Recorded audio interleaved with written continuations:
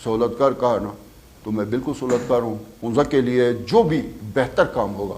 जो भी आदमी, जो भी डिपार्टमेंट, जो भी हुकूमत अच्छा काम करेगी, मैं उस हुकूमत, उस इदारे, उस फ़र्द के लिए सहूलतकारी का फरीज़ा सरिंजा। अगर किसी ने मेरे बारे में कहा तो मैं मीडिया के सामने खुल के कहता हूँ कि हुंजा के लिए जो भी इदारा, दोबारा से मैं बता रहा हूँ, जो भी हुकूमत, जो भी शख्सियत वहाँ के मसाइल हल करने के लिए खुलूस नियत, ईमानदारी और दयानतदारी से आगे बढ़ेगी, सबसे पहले मैं उसके लिए सहूलतकारी करूँगा। हाँ, तेरी इम्कान कोशिश होगी ट्रांसपेरेंट हो, लेकिन ये 1.5 अरब पे साफियों का भी काम है, मेरा भी काम है, सिविल सोसाइटी का भी काम है, सबका काम है कि इस 1.5 अरब से जो 65 करोड़ का जो है वो आपने एसेट्स खरीदने थे, सिर्फ 65 करोड़ पे 16 मेगावाट के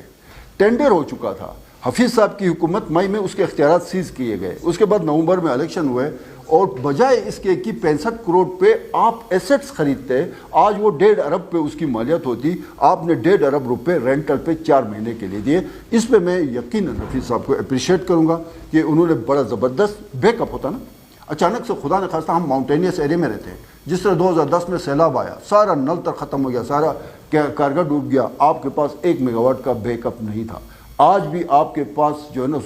इतना ज़्यादा बैकअप नहीं है, खुदा न खास्ता कोई डिज़ास्टर हो, के ऊपर जो इन्होंने डाका मारा ना, जो जुल्म ज़्यादती की, इस पे भी इसको पाकिस्तान तहरीक इंसाफ और खालिद खुर्शीद को किसी सूरत, और महकमे के अंदर जो जिम्मेदार लोग हैं, कल हफीज़ साहब यही बता रहे थे, उन्होंने फेडरल लेवल पे ये आवाज़ उठाई है, और फेडरल जो मिनिस्टर हैं कोऑर्डिनेशन के, मेरे ख्याल में राना सनाउल्लाह साहब, उन्होंने सीएस को हिदायत की है कि इस 1.5 अरब की क्रैश की 2 महीने में तहक़ीक़ात करके रिपोर्ट पेश करें, इस पे नहीं बख्शा जाएगा। क्राइसिस का ये लास्ट सीजन था, जिस तरह मैंने उस दिन बताया था कि अगले साल जब हम इन दिनों में बैठेंगे तो हमारे पास गिलगित जो कैपिटल है वहाँ पे 16 से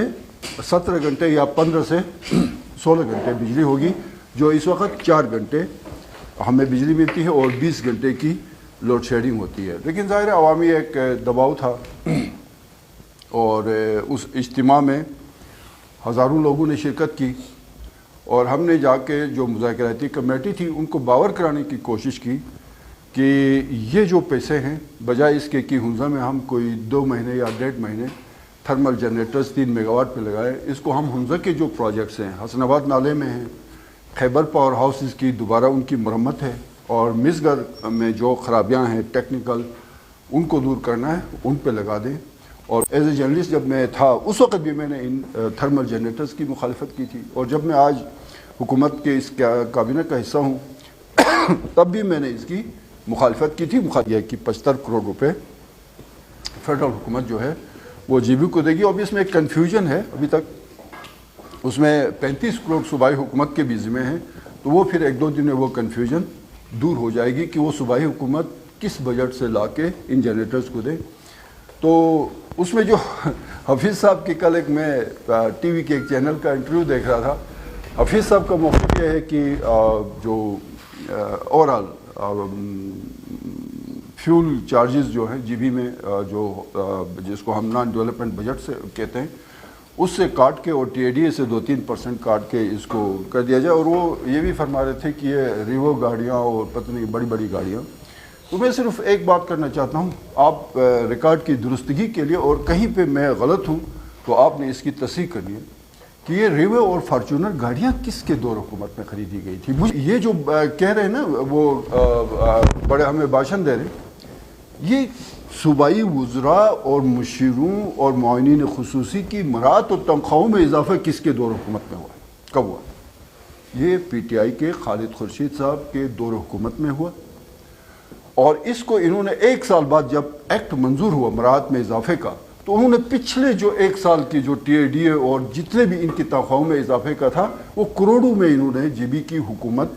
इस गरीब हुकूमत और इस गरीब सूबे के वसाइल से ले लिए। फिर 37 सालों में जो पिछले जो इतने भी मुंतखब नुमाइंदे आए, जिसमें से मीर गुज़नफर साहब डिप्टी चीफ एग्जीक्यूटिव रहे,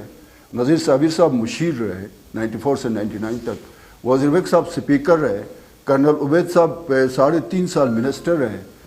फिर इनके गिरेबानों में हाथ डाले नजर आए। ये कोई हाजी गुलबर साहब के इस 1 साल का बहरान तो नहीं है कि ये जो 40 साल का गंद जो समझ रहे हैं ना गुलबर साहब साफ करेगा। तो आप लोगों ने गंद किया है, ظاہر ہے ہم گند کر کے نہیں جائیں گے، ہم آپ کے اس گند کو صاف کریں گے اور گلگت بلتستان کے لوگوں کو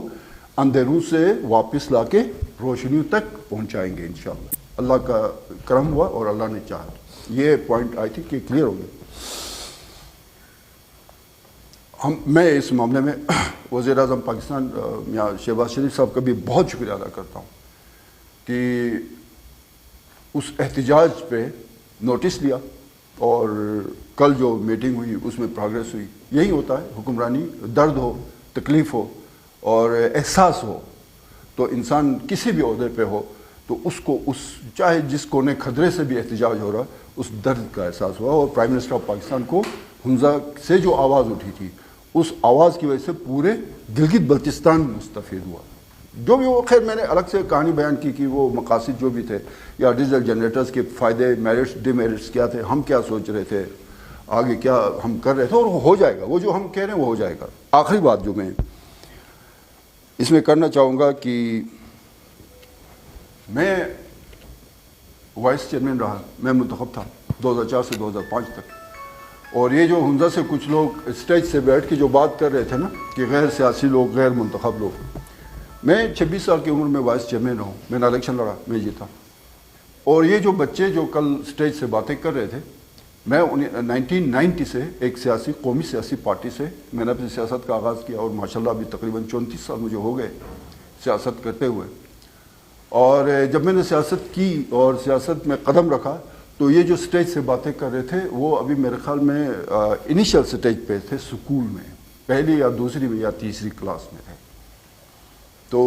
میں سیاست نہیں کر رہا ہوں، میں سیاست پڑھا بھی سکتا ہوں، سیاست سکھا بھی سکتا ہوں، اور ٹائم آنے پہ میں اپنا کام کر جاتا ہوں۔ ان کو اتنی بات کی سمجھ آنی چاہیے۔ اور دوسری بات، میں اس وقت حمزہ سے میں نے کوئی جا کے پبلک سے وعدے وعید کر کے کوئی ووٹ نہیں دی۔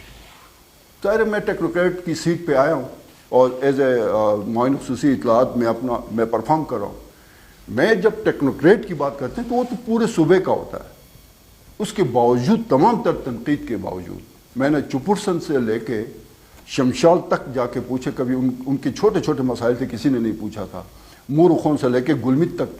پوچھے کہ گلمت 10 بیڈڈ ہاسپٹل میں ان کی ڈیڈیو شپ پہ پچھلے 10 سالوں سے واویلا ہو رہا تھا، نہیں کھوک ہو رہا تھا، وہ کام ہوگا۔ اینی وے، یہ سارے ایک سال میں میڈیا پہ جس طرح میں نے حمزہ کو ہائی لائٹ کیا، اس سے شاید کچھ لوگ یہ سمجھ بیٹھے کہ پتہ نہیں یہ کیا آگے اس کے کیا سیاسی عزائم ہیں۔ وہ میرے جو بھی سیاسی عزائم ہیں وہ وقت آنے پہ، یہ ٹائمنگ بہت اہم ہوتی ہے، میں اپنے وقت پہ کروں گا، لیکن فی الحال میں حمزہ کو آگے لے کے جانا چاہتا ہوں۔ ظاہر ہے میں